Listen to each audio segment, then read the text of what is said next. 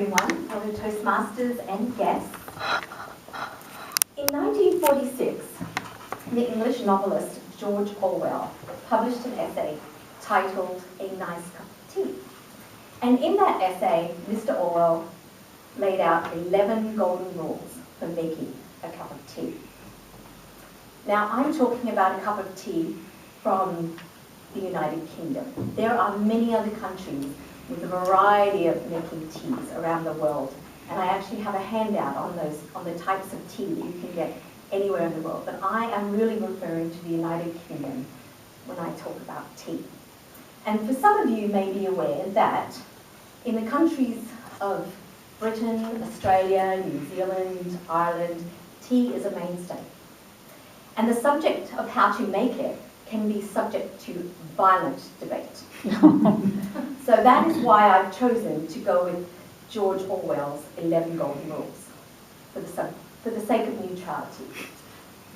So as you can see on my flip chart, I have laid out most of those rules. And of course the first one is that we use predominantly Indian tea.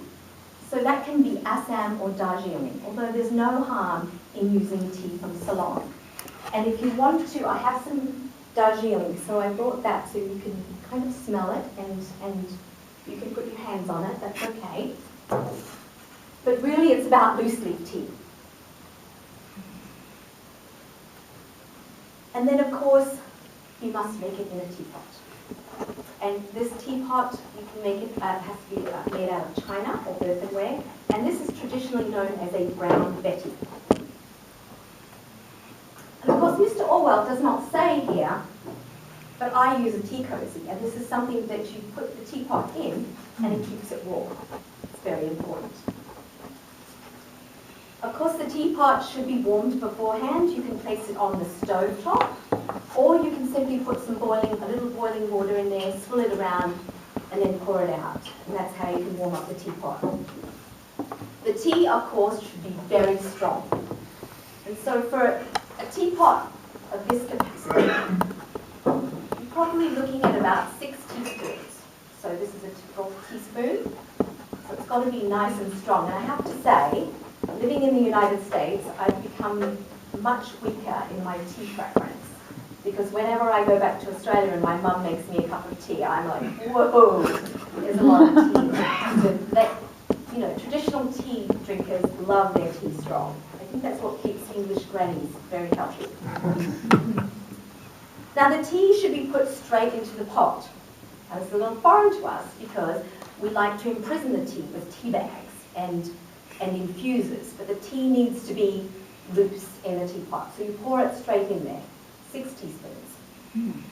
And then of course you take the teapot to the kettle. So we're assuming that the kettle has boiled, and you take that teapot straight to the tea and pour the hot water in. It's got to be immediate. It cannot be less than 185 degrees Fahrenheit, and there's a British Science Institute that has actually established that it cannot be less than 185 degrees Fahrenheit. Now after making the tea, so we've got the tea in, we've poured the boiling water, we may give it a stir, or actually shake it a little bit so that the tea leaves settle.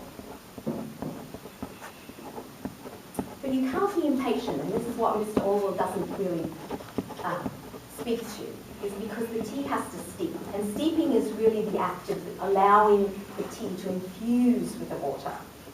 So that, you have to be patient because it's going to take 2 to 5 minutes. And again, the British Scientific Institute says it's got to be for a minimum of 2 minutes, allowing that tea to steep. Of course, that's where the tea cozy comes in handy because it stays warm during that time. Mr. Orwell said that you really have to, he called it a breakfast cup. I don't know what a breakfast cup, that must be a very old term that I wasn't familiar with. But he said the cup has to be cylindrical.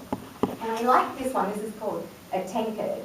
And it has a lot of room for tea, but you can see that it still has that very narrow opening, and that's going to keep the tea warm longer. I don't think that was very important in making a cup of tea these days because you can get so many thermal type cups to keep things warm. So I don't necessarily think that's important these days.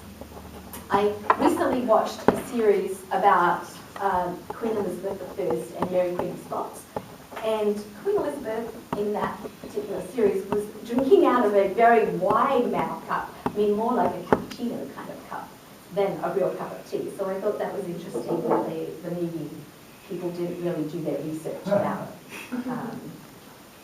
what English people really drink and how they would have drunk their tea back then. The other thing is, Mr. Orwell says, remove the cream. And back in 1946, milk was delivered in milk bottles. And of course there was that layer of cream on the top. So he insisted on removing the cream before you actually put it in. Of course we don't really have to worry about that these days.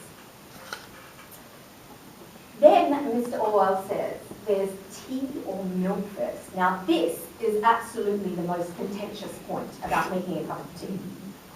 Because back when you think about fine bone china, where it comes from, the milk being put in first, was the fact that it was a very fine bone china cup.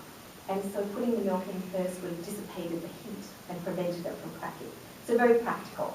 However, I am the second school of thought that you should put the tea in first and then the milk, because it can regulate the colour much easier than.